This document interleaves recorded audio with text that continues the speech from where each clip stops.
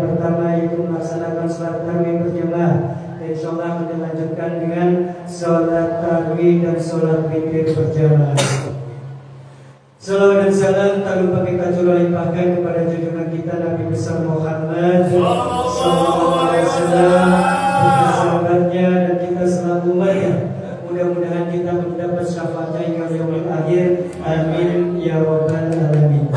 Bapak Ibu jamaah mushola Furqan yang dirahmati Allah, perlu kami sampaikan di malam terakhir bulan Ramadan 1446 Hijriah bahwasanya dari sahabat Jabir radhiyallahu Nabi sallallahu alaihi wasallam, beliau bersabda, apabila malam terakhir dari bulan Ramadan, langit dan bumi dan para malaikat semuanya menangis atas musibah yang menimpa umat Muhammad SAW.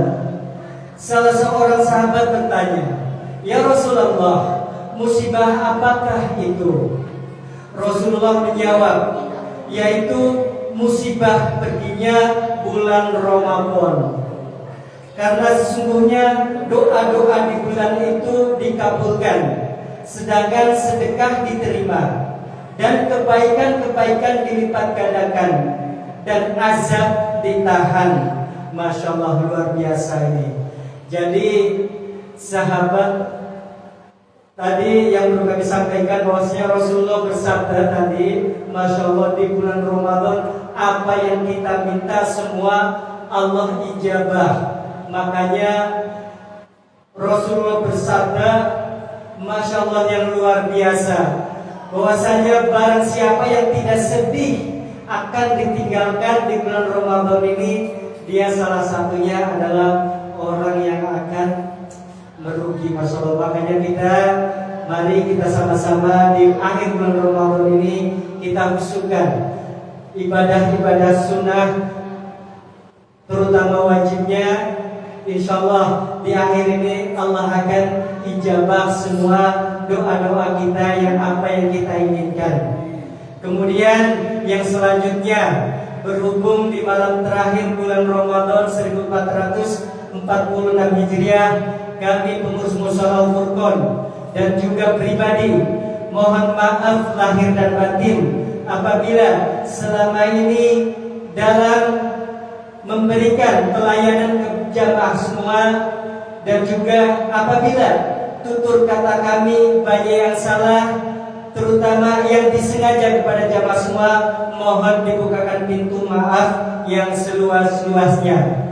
Begitu juga kami atas nama pribadi dan juga pengurus mushola juga membuka maaf kepada semua jamaah Mushola Furqan. Yang selanjutnya, kami pengurus Mushola Furqan masih menerima zakat infak sedekah dari jamaah semua yang insya Allah dimulai dari pukul 17.30 atau setelah sholat tarawih sampai dengan pukul 21.30. Jadi kepada Bapak Ibu jamaah Mushola Furqan yang belum membayar zakat, mari kita bayar zakat. Saya tunggu di sini sampai nanti pukul 21.30. Dan pengumuman selanjutnya yaitu alhamdulillah kotak amal tadi malam terkumpul sebesar Rp350 hingga saldo sampai dengan malam yang terakhir atau malam yang ke-30 yaitu sebesar Rp10.830.000. Alhamdulillah, kami doakan kepada jamaah Mushola Furqan yang sudah memberikan rezekinya, insyaallah Allah akan gantikan dengan yang lebih baik dan lebih banyak. Dan kami doakan kepada jamaah, mudah-mudahan Allah selalu memberikan panjang umur, murah rezeki, sehat lahir batin, sukses dunia akhirat. Amin ya rabbal alamin. Dan sedang sakit, kita doakan mudah-mudahan Allah angkat penyakitnya yang dalam perjalanan ke Jawa atau kampung halaman, mudah-mudahan Allah selalu memberikan perlindungan dan sampai di tujuan dalam keadaan sehat walafiat, selamat bertemu dengan keluarganya masing-masing dan kembali ke PSI dengan keadaan sehat walafiat. Amin ya rabbal alamin. Kemudian yang selanjutnya, Insyaallah malam tarawih akan dipimpin oleh Ustaz Abdul Karim dan bila oleh saudara kita yaitu Al-Mukarram Al-Ustaz Haji Syaifullah. Tapi sebelum sholat tarawih dimulai, marilah kita dengarkan sedikit tausiah yang akan disampaikan oleh Ustaz dan Abdul Karim. Demikian berkalan. Wassalamualaikum warahmatullahi wabarakatuh. Bismillahirrahmanirrahim. Assalamualaikum warahmatullahi wabarakatuh. Waalaikumsalam warahmatullahi wabarakatuh. Alhamdulillah wassalatu wassalamu ala Rasulillah wa ala alihi wa sahbihi wa man hadirin jamaah musalla al-furqan insyaallah dimuliakan Allah Subhanahu wa taala. Syekh Utsman Al-Khaibawi, beliau adalah pengarang kitab Burhatun Nasihin, mengomentari hadis yang tadi Pak Suhan kemukakannya kepada kita. Lengkap hadisnya adalah idza akhirul layati min Ramadan, ketika akhir malam bulan Ramadan, bakatis samawati wal ardh, maka menangislah langit bumi, wal malaikat wal jibal, malaikat beserta gunung.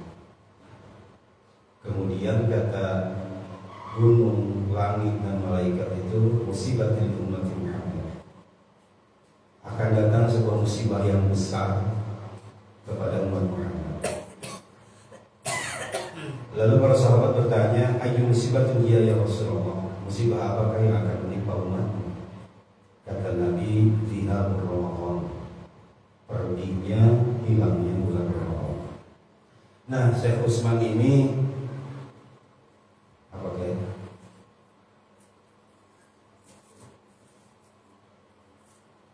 kesukaan aja. Syekh Utsman mengomentari, kata beliau, gunung saja, langit saja menangis. Harusnya kita sebagai umat Nabi Muhammad yang menangis, yang menyesali terhadap kepergian bulan Ramadan. Karena di anal hasanata mujtami'atun, kebaikan pada bulan Ramadan itu terkumpul semuanya. Bahkan yang tadinya nilainya sunnah, maka bulan Ramadan adalah pahalanya wajib. Nah, maka karena itu di malam yang terakhir ini ada sedikit rasa sesal di dalam hati, mungkin menyelinap sedikit sedih di dalam hati kita. Bukan apa-apa sedihnya itu, kenapa kita kurang maksimal dalam melaksanakan ibadah Ramadan ini. Mungkin kita sering lihat anak-anak yang membawa buku, kemudian setelah tarawih itu minta tanda tangan. Sesungguhnya kalau kita perhatikan, harusnya bukan anak-anak yang bawa buku. Harusnya kita sebagai orang dewasa kemarin dari awal Ramadan itu bawa buku. Kita di rumah punya buku gitu, ada catatan tabel-tabel amal, misalkan sholat tarawih. Kalau hari ini tarawih checklist, nggak chapter. Hari ini baca Al-Quran atau tidak, ya checklist, nggak chapter. Lalu kemudian pada akhir Ramadan ini kita buka catatan buku amal kita. Kalau banyak checklistnya, ya pantaslah kita berbahagia karena telah sukses melaksanakan ibadah Ramadan. Tapi kalau banyak cakrannya, rasanya tidak pantas kita berbahagia. Kata Nabi itu, rohina anfurojuli, terhina, rendah seorang manusia di hadapan Allah. Idza dakhala alaihi Ramadan, ketika datang kepada bulan Ramadan, kemudian dia berada di dalam bulan Ramadan, tsumman salah, kemudian Ramadan itu pergi, lam yughfarlah, tapi dia tidak mendapatkan ampunan dari Allah Subhanahu wa taala. Nah, maka oleh karena itu Ramadan boleh pergi, dan kita nggak akan bisa nahan. Walaupun kita ganjel pakai ganjelan yang gede juga, perputaran waktu nggak bakalan kita tahan, nggak bakalan kita ganjel. Tapi yang harus kita lakukan adalah Ramadan biarin pergi, tetapi segala kebaikan-kebaikan, segala kebiasaan baik kita pada bulan Ramadan itu jangan pergi ketika nanti bulan Syawal. Mudah-mudahan tetap ada pada diri kita. Minimalnya alhamdulillah jemaah mushola semakin kesini semakin banyak. Nah ini jangan sampai ketika Syawal tiba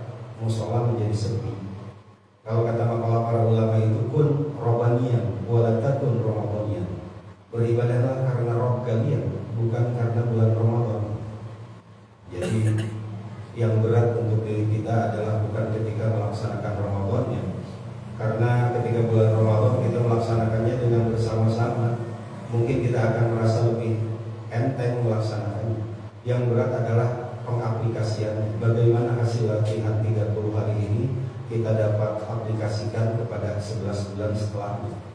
Karena kualitas dari diri kita itu salah satunya ditentukan oleh 1 bulan latihan ini. Ada satu tanda ketika seseorang sukses melaksanakan ibadah Ramadannya adalah 1, mudah menyadari kesalahan, kemudian mengakui terhadap kesalahan, lalu kesananya gampang memohon maaf. Ini orang Indonesia ini kalau kata Pak Haji Iqbal susah banget untuk menyadari kesalahan. Lalu kalau kita tidak sadar terhadap kesalahan sendiri, ya bagaimana mau mengakui kesalahan kita? Lalu kalau tidak sadar, tidak mengakui terhadap kesalahan, ya bagaimana meminta maaf? Nah, maka karena itu salah satu orang yang sukses di dalam melaksanakan ibadah puasa, nanti Syawal bisa kita lihat apakah kita mampu menyadari kesalahan, setelah itu mampu mengakui, lalu kesananya mampu minta maaf terhadap kesalahan. Bukan kesalahan itu kita tutup dengan alasan-alasan mencari pembenaran. Nah, maka karena itu ya mudah-mudahan diri kita mampu di sebulan Ramadan ini mampu meluluhkan hati kita agar tetap peka, gampang menyadari, gampang mengakui, kemudian memohon maaf terhadap kesalahan. Yang kedua, tanda dari orang yang sukses melaksanakan puasa adalah yufaqihu fiddin. Ia akan punya keinginan untuk memperbaiki agamanya. Apabila misalnya kurang baik di dalam bacaan Al-Qur'annya, dia akan ada keinginan untuk belajar. Yang ketiga dari tanda orang yang puasanya sukses adalah mudah untuk menerima nasihat. Mudah sekali untuk menerima nasihat. Tidak ketika kita mendengarkan nasihat itu lantas kita membandingkan dengan pengetahuan yang sudah ada pada diri kita. Inna tanfa'u dzikr. Sesungguhnya nasihat itu adalah sesuatu yang akan bermanfaat. Nah, mudah-mudahan 3 saja itu ada pada diri kita. Yang pertama, mudah-mudahan Syawal nanti kita akan lebih peka hatinya untuk menyadari, mengakui terhadap kesalahan. Kesananya gampang banget untuk minta maaf. Yang kedua adalah mudah-mudahan pada diri kita ada keinginan untuk memperbaiki agama kita.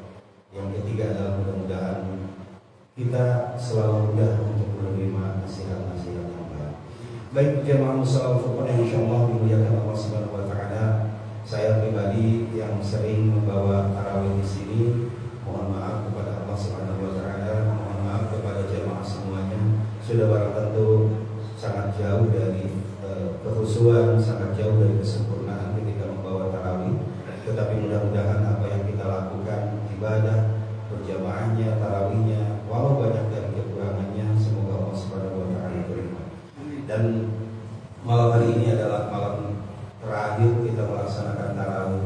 Mari kita nikmati sisa-sisa sajian dari Allah Subhanahu wa taala, menu yang terbaik. Maka karena itu mari kita nikmati, mari kita peluk erat Ramadan terakhir ini, kita laksanakan tarawih ini dengan sehusu-husunya. Mudah-mudahan ini menjadi husnul khatimah untuk kita semua. Wa'alaikum warahmatullahi wabarakatuh. Wassalamualaikum warahmatullahi wabarakatuh. Waalaikumsalam warahmatullahi wabarakatuh.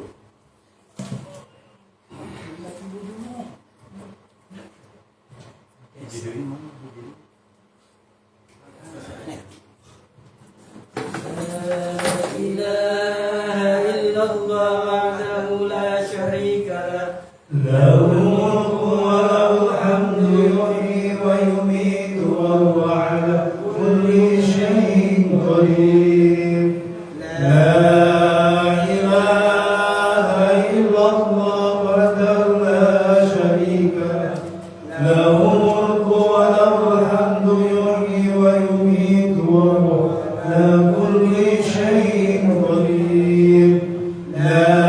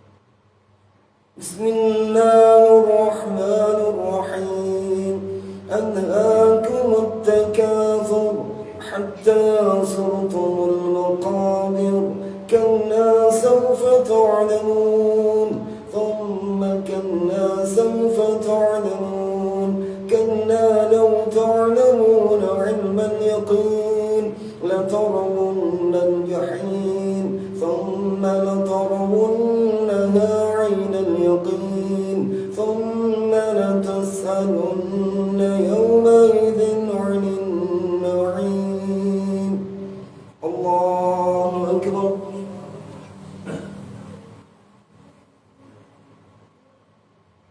سمع الله لمن حمده. الله أكبر.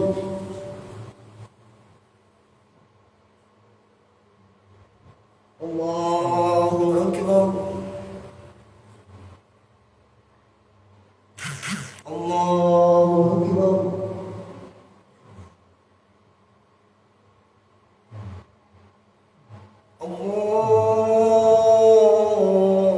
الله أكبر. بسم الله الرحمن الرحيم. الحمد لله رب العالمين الرحمن الرحيم مالك يوم الدين إياك نعبد وإياك نستعين اهدنا الصراط المستقيم صراط الذين أنعمت عليهم غير المغضوب عليهم ولا الضالين.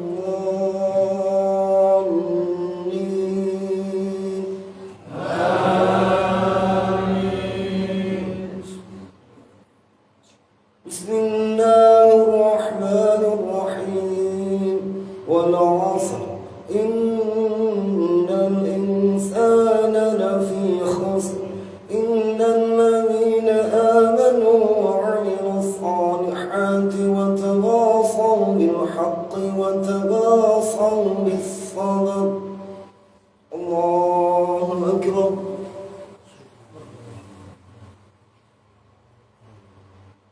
سمع الله لمن حمده.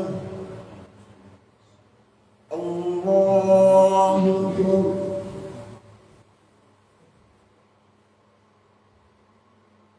الله أكبر. الله أكبر.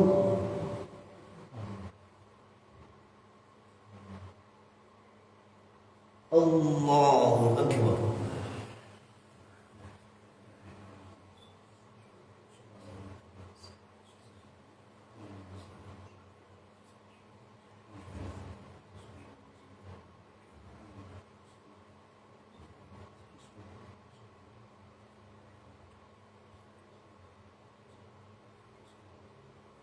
السلام عليكم ورحمة الله.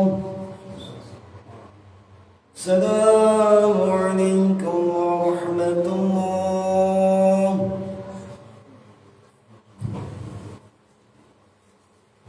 فنعم من الله تعالى ورحمة ومغفرة ورحمة صلاة تروي جامع رحمكم الله.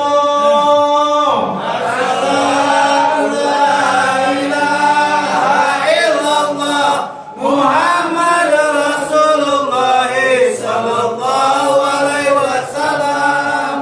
أعوذ بالله من الشيطان الرجيم. بسم الله الرحمن الرحيم. صلي سنة ترون في ركعتين ما الله تعالى. الله أكبر.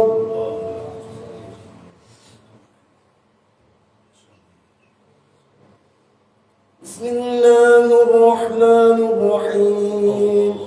الحمد لله رب العالمين الرحمن الرحيم مالك يوم الدين إياك نعبد وإياك نستعين اهدنا الصراط المستقيم صراط الذين أنعمت عليهم غير المغضوب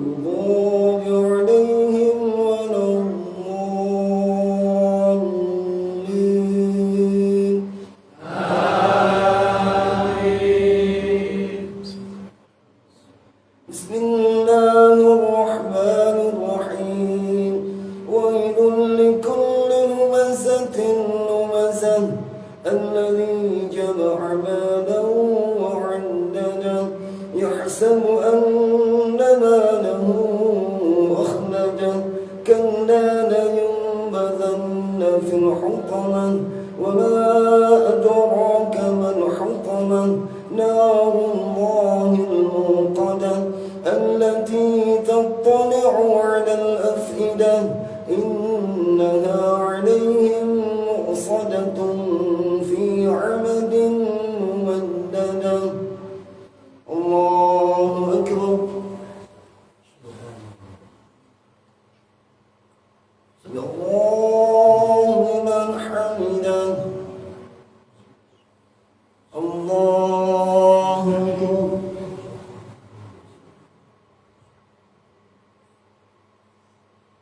الله أكبر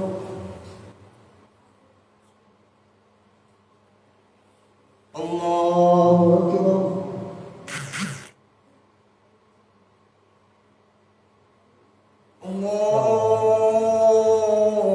الله أكبر بسم الله الرحمن الرحيم الحمد لله رب العالمين الرحمن الرحيم مالك يوم الدين إياك نعبد وإياك نستعين اهدنا الصراط المستقيم صراط الذين أنعمت عليهم غير المغضوب عليهم ولا الضالين آمين. بسم الله الرحمن الرحيم ألم تر كيف فعل ربك بأصحاب الفيل ألم يجعل كيدهم في تضليل وأرسل عليهم طيرا أبابيل ترميهم حجارة من سجيل فجعلهم كعصف مأكول الله أكبر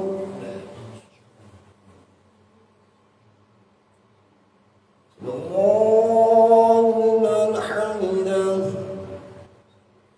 الله أكبر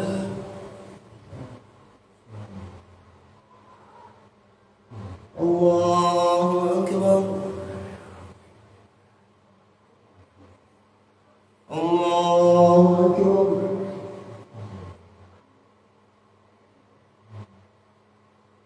الله أكبر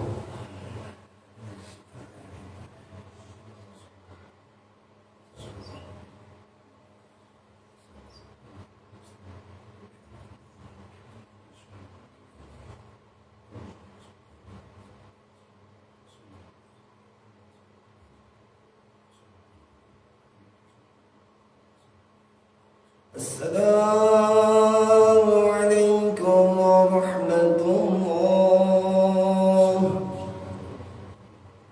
السلام عليكم ورحمة الله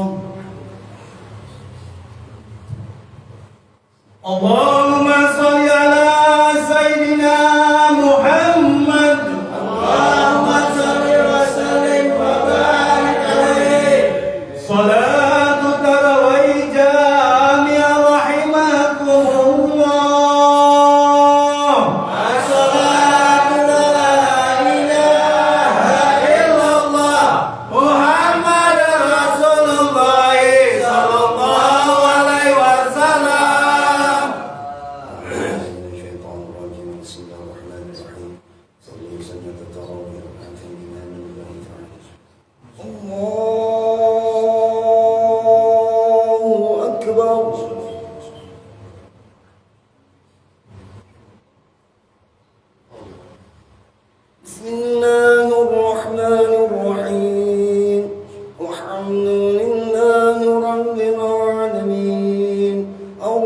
الرحمن الرحيم مالك يوم الدين إياك نعبد وإياك نستعين اهدنا الصراط المستقيم صراط الذين أنعمت عليهم غير المغضوب عليهم ولا الضالين آمين. بسم الله الرحمن الرحيم لإيلاف قريش إيلافهم رحلة الشتاء والصيف فليعبدوا رب هذا البيت الذي أطعمهم من جوع وآمنهم من خوف الله أكبر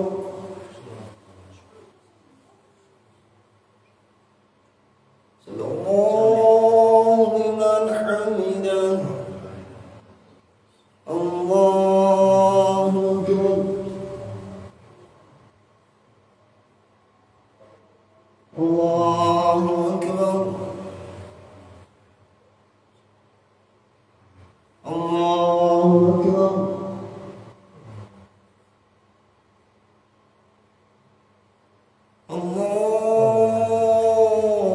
الله أكبر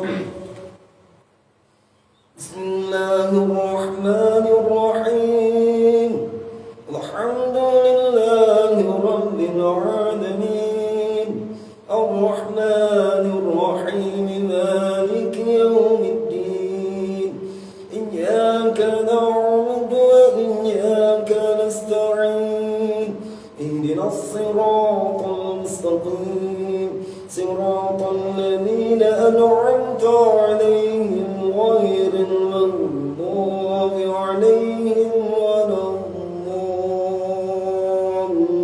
الضالين آمين.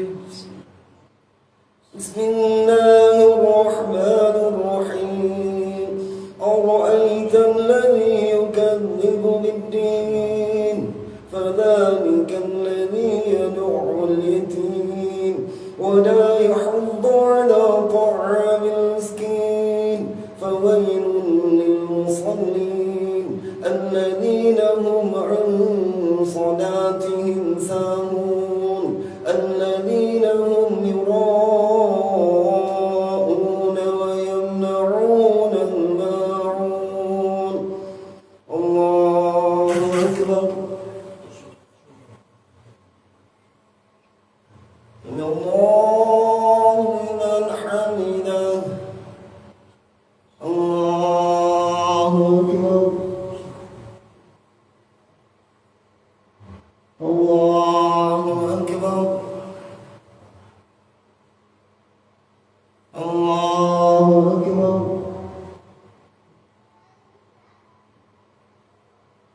الله أكبر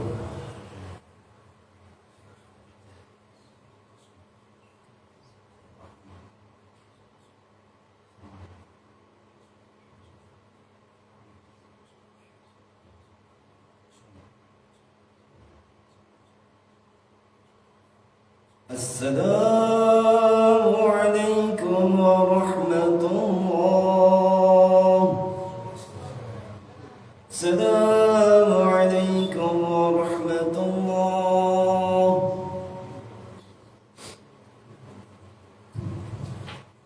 ونعم من الله تعالى والرحمة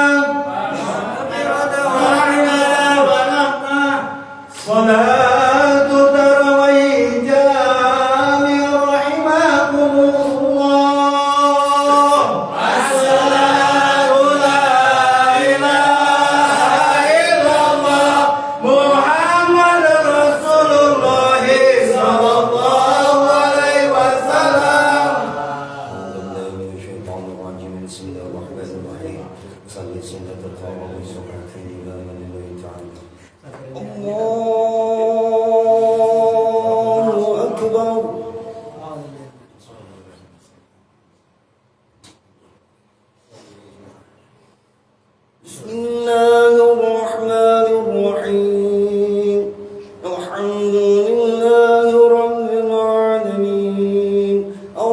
الرحمن الرحيم مالك يوم الدين إياك نعبد وإياك نستعين اهدنا الصراط المستقيم صراط الذين أنعمت عليهم غير المغضوب عليهم ولا الضالين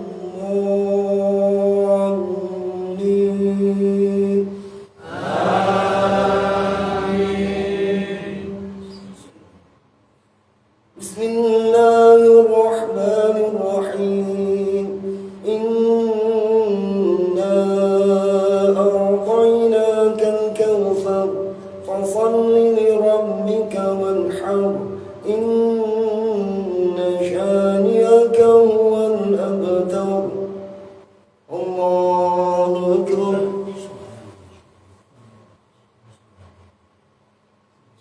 اللهم حمدا الله أكبر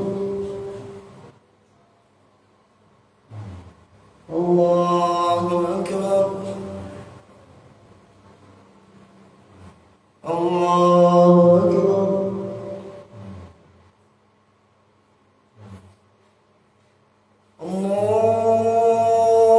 الله أكبر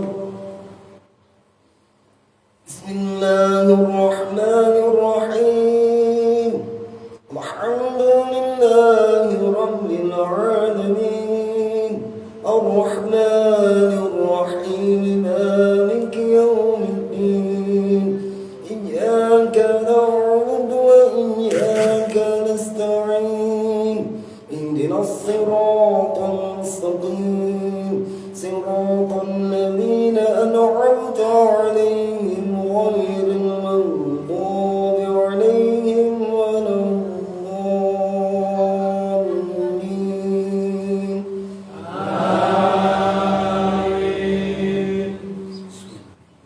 بسم الله الرحمن الرحيم قل يا أيها الكافرون لا أعبد ما تعبدون ولا أنتم عابدون ما أعبد ولا أنا عابد ما عبدتم ولا أنتم عابدون ما أعبد لكم دينكم ولي دين الله أكبر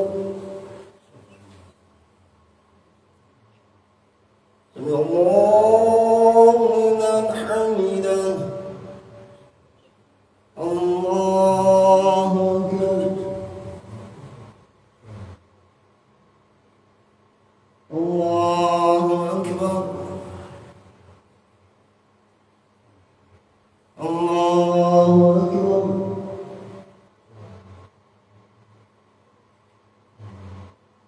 الله أكبر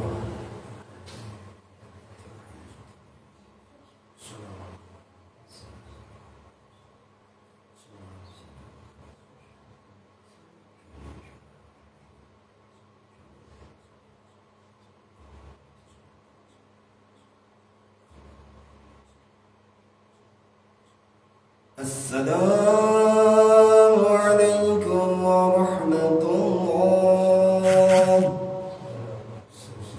السلام عليكم ورحمة الله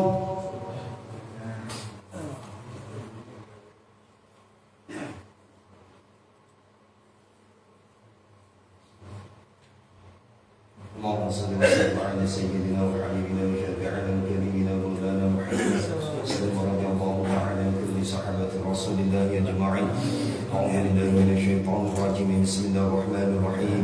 اللهم اجعلنا بالإيمان كاملين وللفرائض مؤدين وللصلاة حافظين وللزكاة فاعلين ولما عندك طالبين ولعفوك راجين وللهدى متمسكين وعن اللغو معرضين وفي الدنيا زاهدين وفي الآخرة راغبين وبالقضاء راضين وللنعماء شاكرين وعن البلاء صابرين وتحت لواء سيدنا محمد صلى الله عليه وسلم يوم القيامة سائرين وإلى الحوض واردين وإلى الجنة داخلين وعلى سرير الكرامة قاعدين ومن حوض العين المتزوجين ومن سندس واستبرق ودباج متلبسين ومن طعام الجنة آكلين ومن لبن وعسل مصفى شاربين بأكواب وأبارق وكأس من معين والذين أنعمت عليهم من النبيين والصديقين والشهداء والصالحين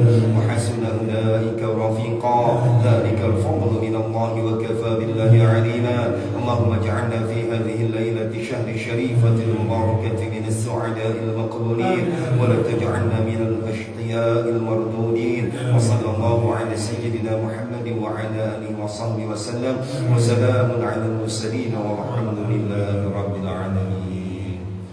انفروا واعتموا ومجدوا واعتموا سحر الصيام أعطاكم الله الأجر ورحمكم الله صلاة من الوتر ركعتين جامع رحمكم الله الصلاة لا إله إلا الله محمد رسول الله صلى الله عليه وسلم.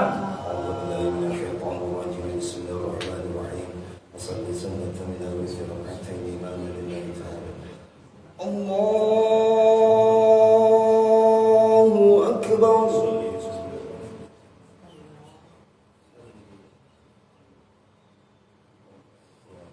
بسم الله الرحمن الرحيم الحمد لله رب العالمين الرحمن الرحيم مالك يوم الدين إياك نعبد وإياك نستعين اهدنا الصراط المستقيم صراط الذين أنعمت عليهم غير المغضوب عليهم ولا الضالين.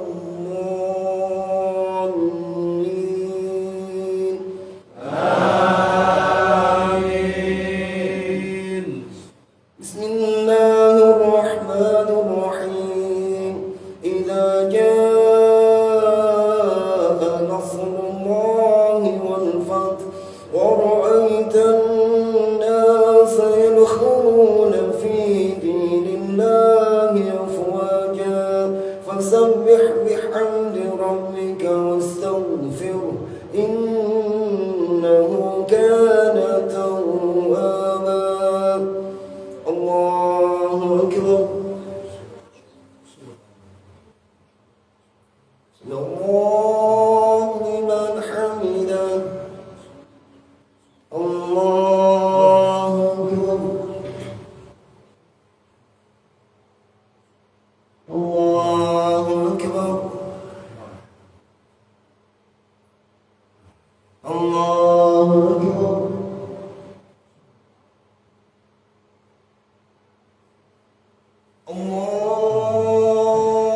الله أكبر.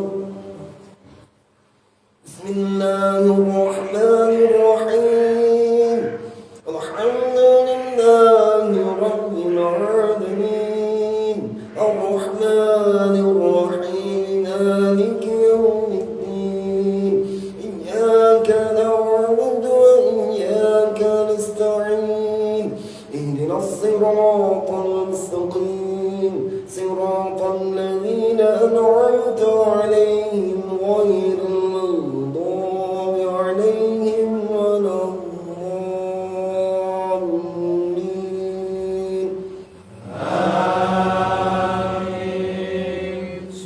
بسم الله الرحمن الرحيم تبت يدا أبي لهب وتب ما أغنى عنه ماله وما كسب سيصلى نارا ذات لهب وامرأته حمالة الحطب في جيدها حبل من مسد. أكبر سمع الله لمن حمده الله أكبر الله أكبر الله أكبر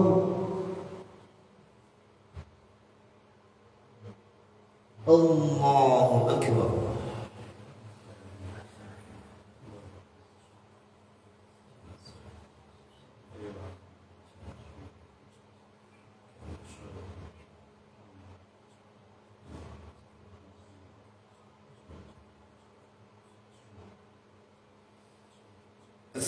السلام عليكم ورحمة الله السلام عليكم ورحمة الله صلاة من الوتر ركعة مع القنوت جامع رحمكم الله. أشهد أن لا إله إلا الله محمد رسول الله صلى الله عليه وسلم. بسم الله الرحمن الرحيم سبح سنة من أولئك رحمة إماما لله تعالى الله أكبر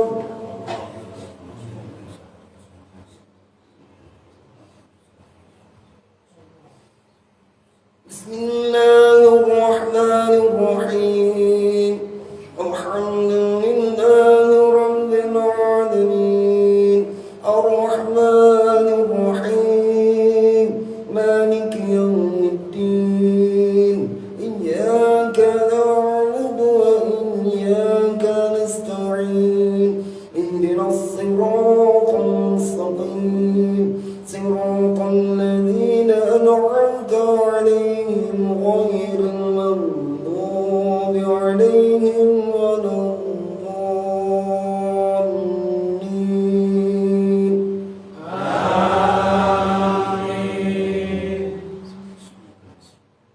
بسم الله الرحمن الرحيم قل هو الله أحد الله الصمد لم يلد ولم يولد ولم يكن له كفوا أحد بسم الله الرحمن الرحيم قل أعوذ برب الفلق من شر ما خلق ومن شر غاسق إذا وقب ومن شر النفاثات في العقد ومن شر حاسد إذا حسد بسم الله الرحمن الرحيم قل أعوذ برب الناس ملك الناس إله الناس من شر الوسواس الخناس الذي يوسوس في صدور الناس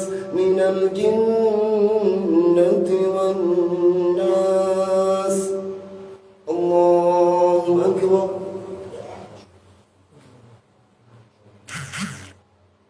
سمع الله لمن حمده اللهم اهدنا فيمن هديت وعافنا فيمن عافيت وتولنا فيمن توليت وبارك لنا فيما أعطيت وقنا برحمتك شر ما قضيت فإنك تقضي ولا يقضى عليك وإنه لا يضل من وليت ولا يعز من عليك تبارك ربنا وتعاليت فلك الحمد على ما قضيت واستغفرك من الذنوب وأتوب إليك وصلى الله على خير خلقه سيدنا محمد النبي الأمي وعلى آله وصحبه وسلم الله أكبر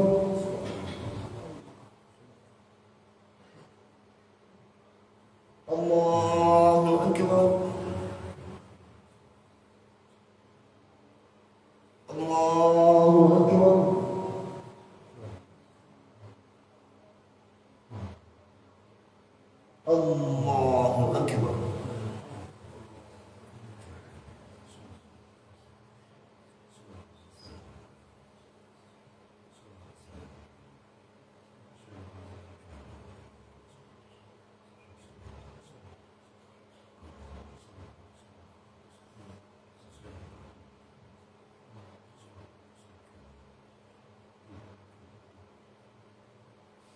السلام عليكم ورحمة الله.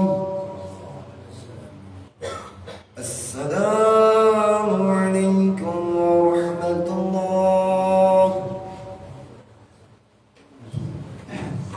سبحان الملك القدوس سبحان الملك القدوس سبحان الملك القدوس سبحان الملك الموجود سبحان الملك الحي الذي لا ينام ولا يفوت أبدا سبوح قدوس ربنا ورب الملائكة والروح سبحان الله والحمد لله ولا إله إلا الله والله أكبر ولا حول ولا قوة إلا بالله العلي العظيم أشهد أن لا إله إلا الله أستغفر الله نسألك رضاك والجنة ونعوذ بك من سخطك والنار أشهد أن لا إله إلا الله أستغفر الله نسألك رضاك والجنة ونعوذ بك من سخطك والنار أشهد أن لا إله إلا الله أستغفر الله نسألك رضاك والجنة ونعوذ بك من سخطك والنار اللهم إنك عفو كريم تحب العفو فاعف عنا اللهم إنك عفو كريم تحب العفو فاعف عنا اللهم إنك عفو كريم تحب العفو فاعف عنا يا كريم. وسلم على سيدنا وحبيبنا وشافعنا وكريمنا ومولانا محمد صلى الله رضي الله تعالى عن كل صحابة رسول الله أجمعين. أعوذ بالله من الشيطان الرجيم. بسم الله الرحمن الرحيم. اللهم إنا نسألك إيمانا دائما ونسألك يقينا صادقا ونسألك خيرا كثيرا ونسألك العفو والعافية ونسألك تمام العافية ونسألك الشكر على العافية ونسألك الغناء عن الناس. اللهم ربنا تقبل منا صلاتنا وصيامنا وزكاتنا وقيامنا وتخشعنا وتضرعنا وتعبدنا وتمم تقصيرنا يا الله وتمم تقصيرنا يا الله وتمم تقصيرنا يا الله يا أرحم الراحمين. ربنا آتنا في الدنيا حسنة وفي الآخرة حسنة وقنا عذاب النار وسلام على المرسلين والحمد لله رب العالمين. Mari sama-sama kita niat puasa, ikuti saya. Bismillahirrahmanirrahim. Bismillahirrahmanirrahim. Nawaitu sawma ghadib an adai fardi syahri ramadhani hadhihi sanati lillahi ta'ala.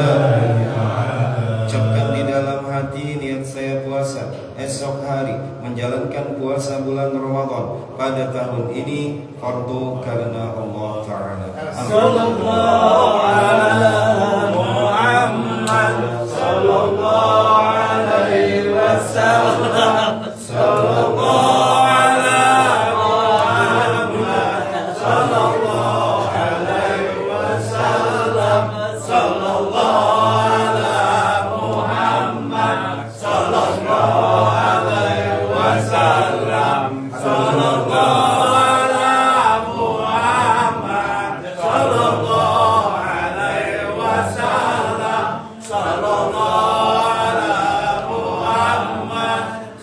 sallallahu